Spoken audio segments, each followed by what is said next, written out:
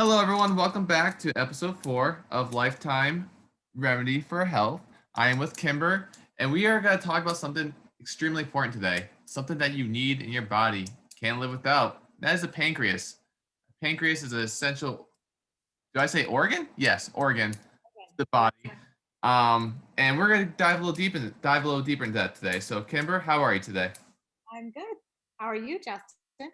We broke 70 degrees here today, so I'm doing pretty well. Oh, nice. It's been cloudy and overcast here, but hey, Sun for me, but besides nice. that, we're the pancreas. The pancreas is something that I've come accustomed to learning and hearing about more, growing fond of what a pancreas does. And my condition I had, not well, I say condition, my stomach journey, I've kind of had some pancreas talks a little bit about why is it important and essential for the rest of your body. So I guess to start with the pancreas, what does a pancreas do essentially? Right. Good. So the pancreas actually plays a huge role in your digestion. And it's the pancreas is actually located in your abdomen, your gut area, just behind your stomach. And it's about the size actually of your hand. So if you put your hand kind of right in the middle of your gut, right below your breastbone, that's about where the pancreas lies. Um, and so what happens with the pancreas is that during digestion, your pancreas makes pancreatic juices that are called enzymes, and then the pancreatic juice or those enzymes they actually join with bile. Now, your bile is produced in the liver, stored in the gallbladder. If you do not have a gallbladder anymore, then that those enzymes join with that bile that's come directly from that liver. And the primary thing that the pancreas does then is it helps to with those enzymes to digest that food. So, and those enzymes, they break down the foods you take in, like the fats and the sugars and the starches and the proteins that your body actually takes in. Um, so now the pancreas also has another role, and some of you may know this most, and that is it secretes hormones, right? It gives off some hormones. You're probably most familiar with the hormone insulin. Insulin is used to control the blood sugars in your body. And when your pancreas goes bad, it actually affects your insulin. And that's why we have something called diabetes. Right? So these chemical messengers basically they flow through your blood and they regulate the um, the sugar that the blood sugar levels within your body, and they also help to control your appetite. They also stimulate the stomach acids, and they also tell us when our stomach is when it needs to empty down into the rest of the digestive system. So that's a little bit about the pancreas. Wow, that's crazy. So basically, when your pancreas is going, if you start noticing stuff about your pancreas, it's good to get checked out because diabetes. I know a friend of mine who, God bless her, her daughter's only 10, and she was just diagnosed with diabetes 1. So that I heard that's the worst kind of the two. Yeah, And yeah. so now they're doing tests on her pancreas, because of what she doing, what she eating. Mm. So once you get diabetes, it's that's what you're stuck with. So, um, it's Yeah. so that's important that doing wellness checkups is important. Just overall, even if you feel like you're okay, it never hurts to know. What the quote you use is, "Don't guess, just Yes. guess." Right? Yep.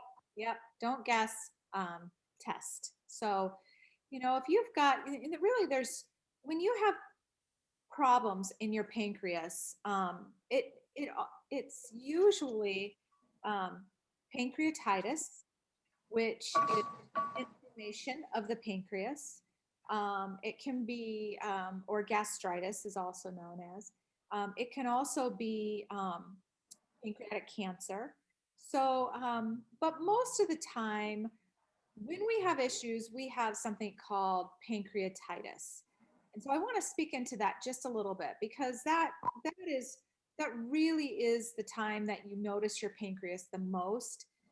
And pancreatitis, like I said, is an inflammation of the pancreas. And really, what happens is those digestive enzymes that I talked about, they actually get caught up they get stuck in the pancreas. And the enzymes actually start to attack and damage the pancreatic tissues all around them. And that's where that pain can come in. And now, uh, the pancreatitis actually you can have two forms of pancreatitis. You can have an acute form, which is all of a sudden attack, or you can have a chronic form, which is just kind of constant. And both forms of pancreatitis are pretty serious, and they can lead to complications. So much so that, as far as seriousness, is that a lot of times, if you have a real strong pancreatitis attack, you'll actually be hospitalized, pulled off of foods, put onto some intravenous support, and given antibiotics and sometimes some pain medicine because it can be very painful. So, you might be thinking, well, what can cause something like that? If you have a gallbladder, oftentimes it's associated with the gallbladder. The gallbladder and the ducts that carry the bile and the digestive enzymes from the liver. Those ducts can actually get clogged, and they can cause a backup in the pancreas. Now, sometimes you don't have necessarily a gallbladder, and yet you're still struggling with pancreatitis. What has happened then? Well, there's a few things that go wrong in those times. Sometimes just the trauma of the surgery. Oftentimes, after you've had surgery, abdominal surgery, after that trauma, you can develop pancreatitis. You can have an infection. It's very common to have an infection, like a virus or a parasite infection in that area. And then you can have some pancreatitis. You look at your lifestyle, heavy alcohol use. Too much alcohol leads to pancreatitis. And then some medications can also lead to pancreatitis. So when we would work together if you are struggling with pancreatitis and we would begin to work together, we'd just take a really good, thorough history and understand really through your diet, your lifestyle, hereditary, medications that you might be taking, what could be the common cause to this pancreatitis.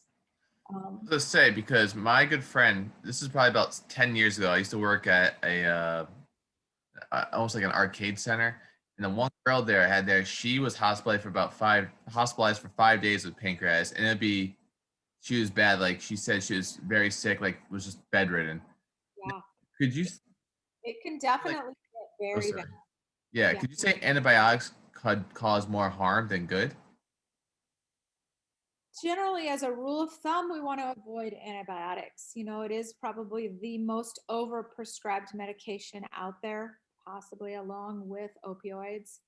But although they're getting a little better handle on that now, but definitely one of the most overprescribed medications. It's like anything else, there's a time and a place. If you've got an infection, which can possibly happen in the pancreas, then you probably need to look at, and you are hospitalized, you probably do need to look at some antibiotic to get on top of it. Oftentimes when I work with people, of course we try to do everything we can do to get our bodies healthy so that we don't have to deal with an antibiotic. But in the event that we do, it's better to get the body back into order, and then we'll come in and mop up and clean up some of the disaster that the antibiotics have left. Um, so Yeah. mhm. So I guess one next question for me is so things are getting a little you feel like things are getting a little bad, what are some common signs that a pancreas is starting to become a little sluggish on you? Well, unfortunately, there are not oftentimes, it's not like a sluggish liver per se, where you just have a lot more potential early signs. Oftentimes with pancreatitis, it's an all of a sudden thing. You are just sick all of a sudden. Now, looking back, some of the lifestyle choices and the food choices that you make can play into that, but you're not necessarily going to be like, oh shoot, I better clean up my act a little bit because I got a little achiness going on and my pancreas is probably not doing great. It's not quite that it works that way typically. Typically it's just a kind of a bam, it's done. And oftentimes you can have a fever, you can be nauseous, and vomiting is common. Most common is stomach pain. Really kind of in that pancreas area, can travel around the back, oftentimes worsens after eating. It can just be chronically there. Even I've personally had pancreatitis, and I will tell you, even just to touch the skin on my stomach was painful. I could not even touch the skin on my stomach. So it's to that extent where it is a very painful thing. You typically lose your appetite when you have a pancreatic attack. You are not looking at food. Now, here's the caveat to that. Sometimes a pancreatic attack that is chronic, it can go on for days and a couple weeks at a time. You're not likely to miss meals then. So if you continue to feed it, you can continue to aggravate it. Um, but those are some of the symptoms that you'll experience with pancreatitis. Yeah. So pancreatitis. I'm sorry. Now I'm saying that right. It seems like to be a serious issue, almost like a common issue with a lot of people in the U.S. Um, I guess where this is going to lead to, because it's kind of just sudden. Doesn't need antibiotic. Do you need to get mopped up? Same scenario. What's the case with that? But what I know you mentioned about health style, like how you ate. How is your eating habits? What did you do? Do you take antibiotics prescriptions all the time for heart? Just for example, what do you do for your whole life? Like almost like a history. Yeah. Do you know personally, like with your work, when you do, if there's any, do you know any specific causes of what a pancreas could start to fail or start causing problems? Like if you get your first attack, what do you notice is the common outlook? Yeah. So let me say it this way. Again, um, it's kind of like riding a bike, and you're going downhill and you're going faster and faster and faster, and you come to there's that little voice inside that says, if I do not apply the brakes, I am going to have a pretty serious bike accident because I will be out of control. And it's almost like you have to use your common sense to know that if you do not make some adjustments, you're going to find yourself in a pretty bad situation, because it almost always leads uh, chronic um, poor diet, fatty fried foods, alcohol usage, overweight, lack of exercise, those chronic things that we know, and I should mention also cigarette smoking, those chronic things that we know and we hear that are not healthy for us, that lead to other chronic health issues in our bodies, will do the same thing to our pancreas. And it is, if you are living that lifestyle, you are gaining speed on a very steep downhill slope. And if you don't make some adjustments, you are going to run into some problems, whether it is pancreatitis or ulcers or, the list can go on and on. So to really look at your diet and your nutrition, follow a low fat diet, not a non fat diet, because then you're going to have some hormone issues. but a low fat diet that limits your greasy foods, um, limits the high, your highly processed foods. Those are hard on your body. Also, drink plenty of fluids, and I'm talking about really, just pure water. Um, Most of us are walking around dehydrated, and Yeah. funny thing is, by the time you're actually thirsty, you're already dehydrated. So don't wait to get thirsty, because you've kind of missed it already. You're dehydrated, you're there. So really, set a goal for how much water you want to drink during the day. You should drink half your body weight in water, and then map it out throughout the day, so that by 10 o'clock in the morning, I will want to have had so many ounces of my water drank. And limit your caffeine. We are a country that's living on caffeine right now.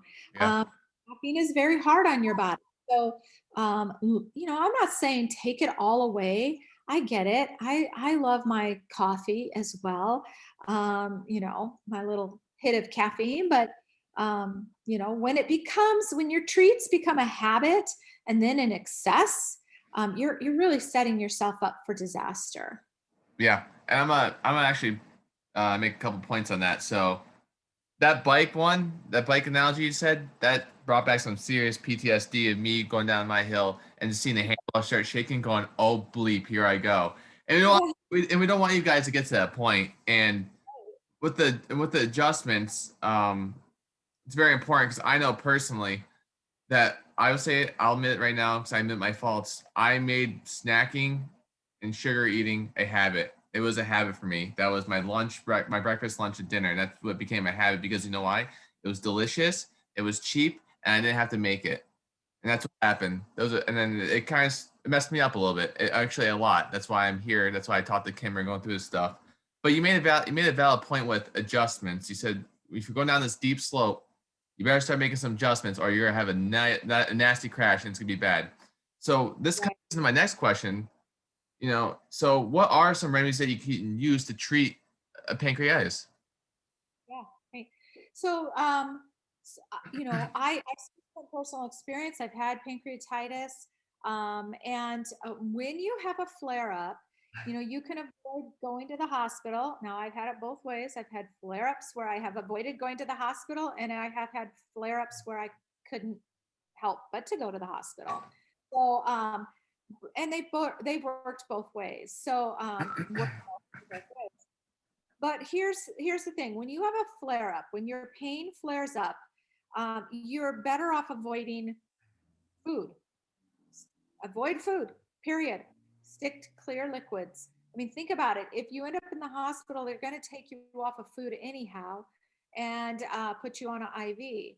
So at this point, if you have a flare up, stop eating and start drinking clear liquids. Uh, Bone broth. I cannot speak highly enough about bone broth. It's so healing to the gut. Um, you know, you could have some juices, although I don't love juice because I think you get a lot more sugar with juices. But if water is a little too heavy and harsh, then maybe add a little bit of juice and a little bit of water, half and half. Um, so those are the types of things that you want to do. But the biggest thing is stop eating. Now, usually I'll say to people that I work with that are having some pancreatitis flare up, I'll say, for the next 24 to 48 hours, stop eating, rest your pancreas. So, what's happening is your pancreas has gotten confused and the enzymes are eating themselves, eating the tissue, and really damaging the tissue. They're not pumping out into the biliary tract like it needs to go. So if you stop eating, your pancreas is not going to have a reason to release enzymes. So if you follow me here, stop eating, stop the problem that's going on, which is the enzymes that are releasing but not getting out of the pancreas. Okay? Water, water. Now, after 24, 48 hours after the pain or the flare up dies down, then you start to reintroduce food, but you stick to foods that are very low in protein, you not spiced, very bland foods, and try to avoid any food that may have triggered your pain. So obviously, like spaghetti sauce, tomatoes or onions or a lot of dairy products. You really just want to stay very, very bland. In that case, crackers, potatoes, sweet potato or white potato, um, and very small amounts. Right. You can also add in some anti-inflammatory herbs like turmeric or ginger. Ginger is great also for the gut. But really, the big key there is very bland meals, small, multiple meals throughout the day, and stay very well hydrated. Since potentially it was the dehydration that could have caused the circuit imbalance in that pancreas to go haywire. And it's crazy because there's nights when I was a kid, I'd wake up at 3 in the morning going, "Oh my God, this water in the water in the fridge tastes like God's well. Like it's so good. Like how could I ever leave this? Why, why?" Not thinking you might be a little dehydrated. You might be a little dehydrated. Um, For sure. Kids are notorious for getting dehydrated, especially when they're out. You know, this is as a mother, I found that even my own kids got dehydrated because they'd be busy playing, and I never thought to make them drink. So, yeah, you have to. absolutely. So we found out, we found out, okay, everyone has a pancreas. The pancreas has important functions, how it helps you digest, how it helps, with enzymes, how it sometimes it could turn on you with your diet and your lifestyle health choices and everything you had in your life. Yep. So you get to the point where, okay, I jumped off that deep slope. I corrected some things I need to correct.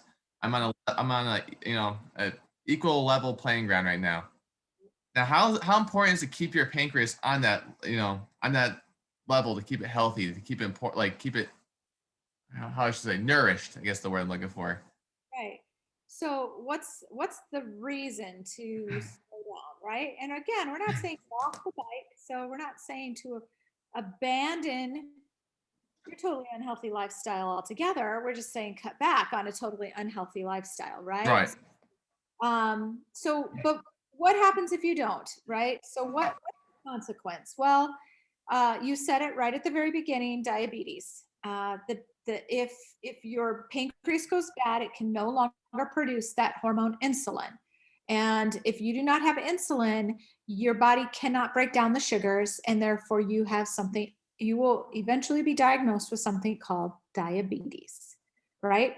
Um, Prior to actually being diagnosed with diabetes, you can be diagnosed, you can be setting yourself up with pre-diabetes, something called insulin resistance. Insulin resistance makes it very hard to lose weight if you're trying to lose weight, and can make you very fatigued, and really throw off your body as well. So even prior to that full diagnosis of diabetes, we start even earlier in something pre-diabetes, something called insulin resistance. The next thing that you're going to have a problem with, because the next job that the pancreas has to do is digest your food or help to, the digestion process of your food. Well, you're going to have some nutritional deficiencies. You're going to have some weight issues, whether you lose weight, much weight, or whether you gain weight, because your body is in a fight and flight type of mode. So you're going to have an inability to digest food. You're going to become malnourished. Malabsorption is going to happen. When you cannot digest your food, it putrefies in your gut, and you have other issues like acid reflux, GERD, and you can have esophageal issues. So it just really leads to a disastrous situation. So, The, oh, oh, I'm sorry. Go ahead. I'm sorry. the other thing is that when your pancreas gets off balance and you get, um, you're not, your pancreas is in a distressed state, uh, you're part of that biliary tract. So your gallbladder is going to take a hit. Your liver is going to take a hit. You can develop some liver problems, fatty liver, jaundice. Um, and, um, and, with one other thing I will mention, oftentimes if you've got some sort of infection or something going wrong with your pancreas, it can lead to some bleeding issues, and you can develop anemia, and so then you just have a mess. Wow. And so I'm gonna mention, and this is a friend of mine. I'm not gonna mention his name, but uh, he. It's very important to keep your pancreas under control because I didn't. So you need your pancreas to live. Your pancreas is important to live. You don't have a pancreas, you don't live. It's just how it is. Um, he got so bad that he actually had to get his pancreas removed and a transplant. So he had a transplant, and everyone, and I know most people, not making fun of anyone, will say, "Well, there you go. I got a new pancreas. I'm all good." Well, it's not like that because he tells me that he has to take pills every single day because his body resists this new organ that's in his system, and that's for the rest of his life. Because if it doesn't, then his organ they'll attack it, and it'll just be dead. It'd be good for dead anyway. So how serious can it be? That serious. So you don't want to be in that position. And he blatantly told me, we talk about this, that I regret everything I did that led up to it because I had millions of chances to fix it and I never had a chance to. So that could be that serious, guys. So it is important. Yeah, and I too had a good friend who was a heavy recreational drug user and ruined his pancreas, and he was in bad shape. Not quite a pancreas transplant, but he was in hospital for months actually trying to save his pancreas. So yeah. And you said two best, Kimber. You said your liver, your pancreas, it takes some brutal stuff. Like it can handle a lot. So you really have to be at like you have to really be pushing the limits to the point where that's getting that bad. And if it's even a question where that's happening, you need to get checked up. You need something done immediately. Immediately, not do not wait a day on this. Um, That's exactly right. It's a pretty serious situation, and you know, it deserves. If you've got a pancreatic attack going on, it deserves a call to the doctor, and especially those first ones. Mhm. and it's very important too. So we do have one question, but before I get into that question, as Kimber said earlier, and I have a mind. I have a photogenic mind. I see things. I hear things. I'm very good at repeating them. It's just what I do. I'll tell you guys the same 6 stories because I think it's the first time I'm telling you. Anywho, so Kimber said previously that if you do have a bad enough attack and it's where you're in the hospital, get those antibiotics, get that taken care of first. But don't just stop there. Just because that pain is gone, just kind of like with my gallbladder. Yeah, my gallbladder's out, but what caused that issue? Something caused the pancreas to do it. It's not just for the gallbladder, it's for everything that happens in your body in your life. So it's very important that you go see the janitor, aka the FDNs, to mop up the mess afterwards. So guys, don't hesitate. If you get a pancreas attack, get that resolved. Yes, get that fixed at the hospital. Follow the steps that Kimber just said, and then give her a call for 30 minutes. Let her know. Say, hey, I had this pancreas attack. I need someone to talk to understand my history. What can you do for me? And do the 30-minute call, and Kimber will be able to help you out. Would love to. Absolutely, that's what I do. My whole purpose, my sole purpose, is to help people live a healthy life. Their healthiest, their best life, right? Yeah. Because uh, when you're miserable, when you're sick, you can't live a good life, and you can't live your best life. So, Yeah, and I'm getting messages, and I tell you guys this every week, but I'm getting messages. I am not a doctor. I am not an FDNP just yet, so I can't tell you my expertise advice. I can tell you where to go, but I can't tell you that. So please, I'll be more glad to forward you to Kimber, but yes. the links in the YouTube description. So don't just click on it. It goes right to her page. and you fill in the application with your name and your information, and she'll actually email you with the time to set up the call for the 30-minute session. That simple. And it's free. I mean, there's Free. not a lot that are free in this world, right? Right. I mean, I'm all about free. Free is me. That's what I used to say. But with that being said, we do have one question from a person that's been following. They always ask questions for the last 4 weeks, so might as well keep answering them. Nice. She said, I've had stomach problems for 4 years. When is it a good time for me to get tested or go see someone? Now. I don't mean to laugh, but I'm just saying, like. Wow. Yes. I think if you've had stomach problems for 4 years, you've never been tested, that's your first place. You need to go to your doctor. You need to go to your MD. You need to there is no cancer. And nobody wants to hear that word. We don't even like talking about it, but it's a reality. And so we have to make sure that that's not there. There's nothing systemically wrong. Um, you know, and then once all those tests come back negative and you still have that pain, that's when you give me a call. And that's when I get to help you, because we're going to take a look at your lifestyle. We're going to look at your diet. We're going to look at your sleeping rhythms. We're going to look at your stress and how you manage stress and teach you some management. We're going to look at what the body is missing as far as minerals and some different supplements that might be able to help it along the way. And we're going to put all that together so that we can have you support your body back into the healing stage that it can actually heal itself again. Because the body, and I love to say this, the body was designed and created to take care of itself and to heal itself. We, in our lifestyle choices, messed that up. Yeah. And so when we went downhill way too fast on that bicycle and we did take a spill, and now we are bruised, beaten, and battered because we did not slow down when we knew we should, that's when we need to seek assistance in helping us to heal.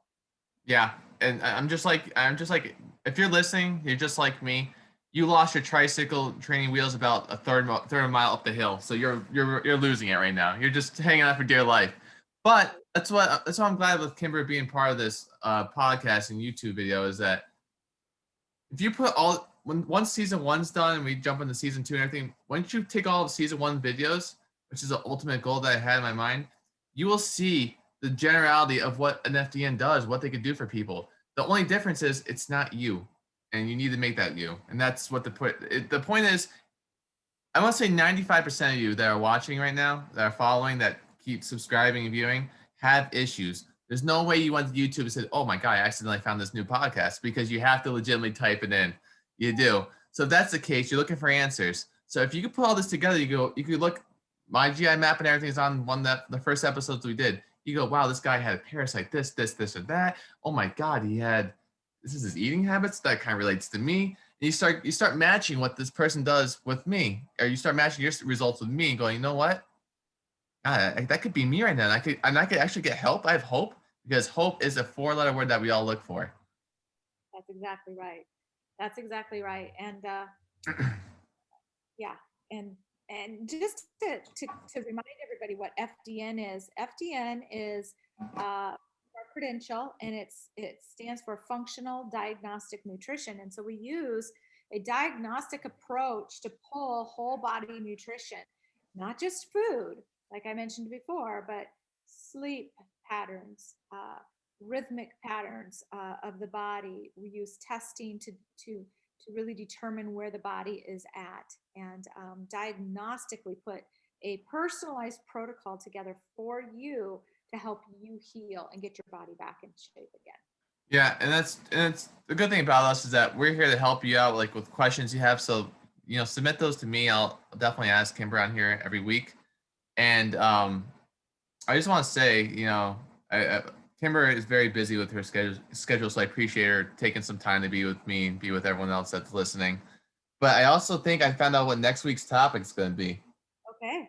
It's going to be, I know it's a word that people do not like to hear because they don't think they have them, but it's parasites. Oh, yes.